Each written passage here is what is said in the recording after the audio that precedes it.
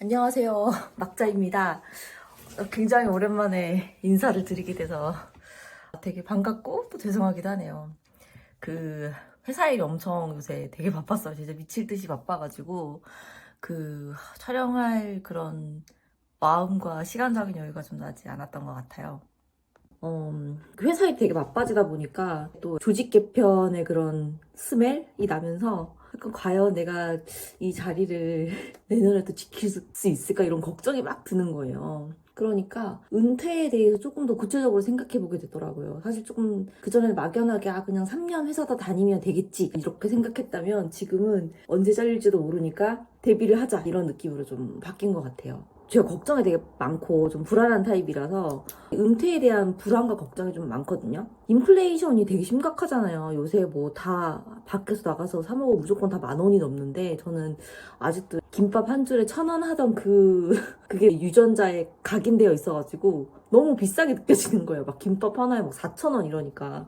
근데 앞으로 미래에는 김밥 한 줄 10,000원 할 수도 있겠다 이런 생각이 드는데 그러면 지금 내가 막 300만 원씩 한 달에 쓰는 게 괜찮다고 하더라도 40년 뒤에 300만 원이면 되게 작은 돈일 수도 있겠다 뭐 이런 걱정도 들고 그래서 인플레이션은 어떻게 대비해야 되는지 이런 걱정도 좀 들었고요. 또 주식 시장이 이게 오르락 내리락 하는데 이게 주식에 이제 좀 어느 정도 투자를 많이 해놓고 은퇴를 했는데 만약에 막 서브프라임 모기 이런 큰 그런 주식 시장에 변동이 있으면 그땐 또 어떻게 해야 되지? 또 막 이런 걱정도 드는 거예요. 그리고 막 4% 룰이라고 하는데 4% 룰이 과연 진짜 맞나? 그 연간 생활비의 25배가 있으면 매년 이제 4%씩 꺼내서 쓰면 괜찮다. 살 수 있다. 약간 이런 룰이라고 하던데 그러면 만약에 4%씩 계속 꺼내서 쓰면 나중에 저희가 100세까지 살 수도 있으니까 60년 뒤에는 어떻게 되는 거지? 돈은 얼마나 남아있게 되는 거지? 막 이런 걱정도 드는 거예요. 그때 돈이 빵원인데 막 이런 걱정도 드는 거예요. 막 걱정이 너무 많은 거예요. 그래가지고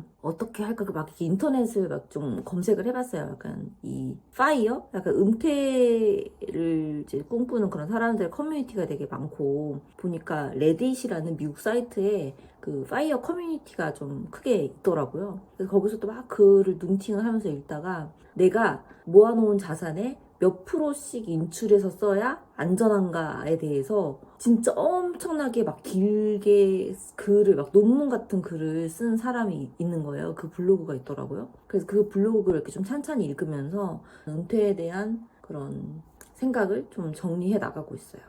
이 4%씩 인출해서 쓰면 과연 안전한가? 그게 내가 40년 더 살지, 60년 더 살지, 10년, 20년 더 살지도 모르는데 4%가 맞나? 약간 좀 보수적으로 접근해도 4%씩 인출해서 쓰면 맞는지 이게 좀 점검을 해보고 싶었어요. 그래서 이제 사람이 쓴 글들을 읽어봤는데 4% 룰은 약간 주식시장이 특정한 조건이고 약간 투자도 되게 잘하고 몇 가지 조건이 있더라고요. 그래서 그 사람이 추천하기로는 4%보다는 3.25%? 이게 되게 좀 작은 숫자 0. 몇 프로 차이지만 이게 막 40년, 60년인 긴 시간으로 보면 되게 유의미한 차이를 만들어낼 수 있으니까 가급적이면 좀 보수적으로 인출을 해서 써라. 그래서 예를 들어 10억이 있으면 4천만 원이 아니라 3,250만 원씩 빼서 써라. 그게 조금 더 안전하다. 그리고 그게 40년 뒤나 60년 뒤에 내 자산이 빵이 되지 않고 자산을 보존할 수 있는 그런 방법이다라고 약간 설명을 하더라고요. 그래서 약간 3.25%씩 인출해서 쓰면 되겠구나 그런 생각을 하게 됐고요.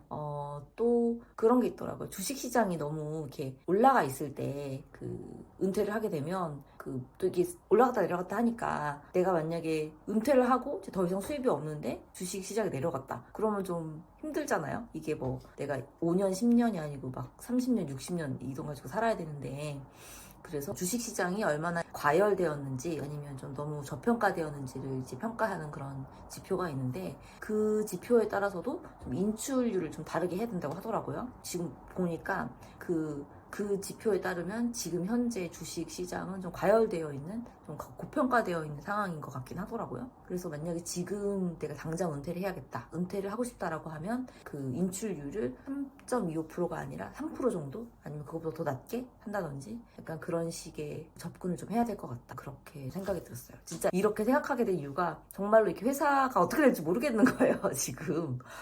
지금 솔직히 모르겠습니다. 막막하고 굉장히 좀 스트레스가 많은 그런 상황인 것 같아요.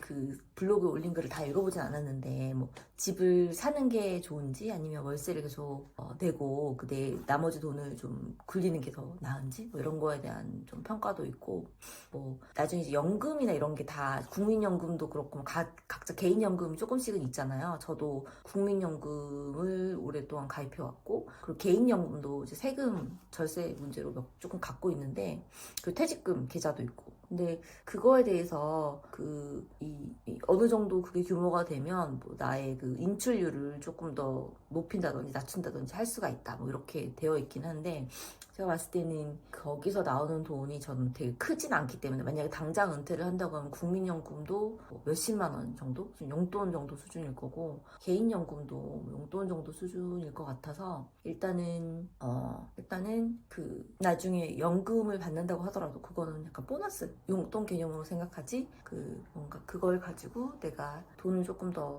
보수적으로 인출한다든지 그러지는 않으려고 하고 있어요. 좀 두서가 없는데 약간 그 블로그 글을 좀 읽다 보니까 약간 마음에 좀 안정이 되더라고요. 약간 진짜 좀 구체적으로 얼마를 모아서 얼마를 생활비가 얼마나 필요하고 뭐 이런, 그러니까 얼마를 내가 쓸 수 있는지 한 달에 은퇴하고 나서 되게 안전한 비율로 보수적으로 봤을 때 얼마나 쓰면 오케이인가, 그리고 그거를 어떻게 이렇게 분산 투자해야 되는지 뭐 이런 그런 좀 가이드가 있어가지고 저한테는 개인적으로 굉장히 도움이 많이 됐고, 좀 불안한 걱정을 좀 치유하는데 도움이 좀 됐던 것 같아요. 아는 것이 힘이다, 그런 생각을 좀 하게 됐고요. 앞으로 뭐 생활비를 좀 어느 정도 수준으로까지 낮출 수 있을지, 저는 뭐 물건 사고 이런 걸 되게 많이 좋아하진 않아가지고 이렇게 또 꽂힐 때는 또 막 꼭 사야 되는데 좀 그런 걸 줄여보려고 하고 있어요. 그래서 물건을 좀 작게 사면서 생활비를 어디까지 줄여 나갈 수 있는지 스스로 좀 연구해 보려고 하고 있고요.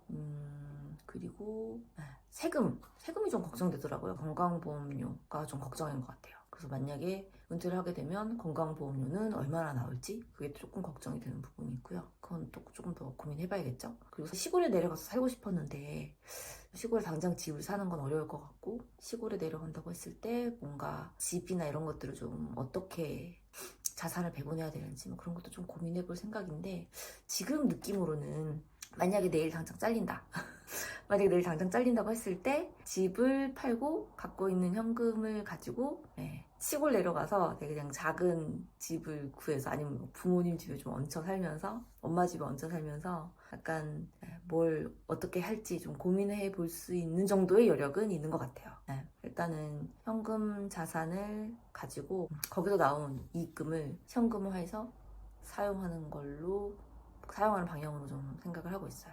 배당을 많이 주는 ETF에 투자하시는 분들도 되게 많더라고요. 근데 저는 약간 그게 인플레이션 때문에 이 인플레이션을 배당을 다 빨아먹으면 내가 미래에도 이게 과연 좀 의미 있는 수준의 배당금일지, 그런 게 좀 걱정이 되더라고요. 물론 배당 성장을 한다고는 하지만 그게 되게 긴 시간으로 확인해 본 게 아니잖아요. 근데 그 블로그가 마음에 드는 게 한 1890년이니까 되게 주식 시장이 처음 시작될 때부터 긴 시간을 관찰한 그런 데이터를 가지고 좀 설명을 해놨더라고요. 그걸 들으니까 저는 걱정 인형으로서는 굉장히 좀 안심이 되고 마음이 좀 따뜻해지고, 그래, 이 정도로 보수적으로 하면 굶어 죽진 않겠다, 60년 뒤에, 그런 생각을 좀 하게 됐어요.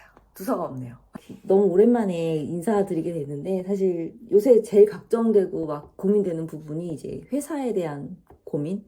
언제까지 버틸 수 있을지 이런 거에 대한 고민이기도 하고, 은퇴 준비를 진짜 현실적으로 해야겠다. 이건 생존의 문제다. 이게 더 이상 뭔가 내가 선택해서 3년 동안 버틴 다음에 은퇴하는 게 불가능할 수도 있겠다, 이런 생각이 드니까 경각심을 가지게 됐고, 그런 와중에 그런 좋은 블로그 글들이 있어가지고 조금 마음에 위안을 얻었다. 하지만 당분간도 굉장히 좀 바쁠 것 같고, 좀 제대로 된 영상을 언제 찾아볼 수 있을지 좀 고민이 되긴 하는데요. 그래도 좀 뭔가 카메라에 대고 얘기를 하니까 심리적으로 좀 안정되는 그런 느낌이네요.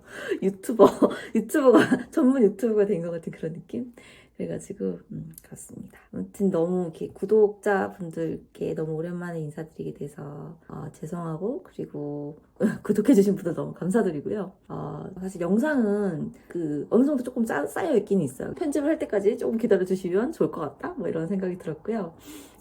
참 대본이 없으니까 이렇게 횡설수설하게 되네요. 참 사람이 계획적으로 살아야겠다 이런 생각을 또 하게 됐고, 아무튼 너무 다들 은퇴 준비를 저같이 걱정이 많으신 그런 분들, 불안함이 많고 이런 분들은 그 블로그를 한번 읽어보시는 거를 추천을 드리고 싶어요. 좀 마음의 평안을 찾는데 도움이 되지 않을까? 왜냐면 이렇게 막 남들이 누가 이렇게 막 얘기한다고 해서 그게 실제로 진실인지를 좀 확인을 딱 해보고 싶잖아요. 이게 되게 중요한 문제, 생존의 문제니까. 근데 그 사람은 어쨌든 글을 되게 막 엄청 여러 편을 썼어요. 한 50편 정도로 썼고, 그 50편마다 다 숫자로 검증이 되어 있어가지고 굉장히 좀 신뢰가 가는 그런 내용이었습니다. 시청해주셔서 감사하고요. 조만간 또 다른 영상으로 찾아뵐 수 있도록 할게요. 감사합니다.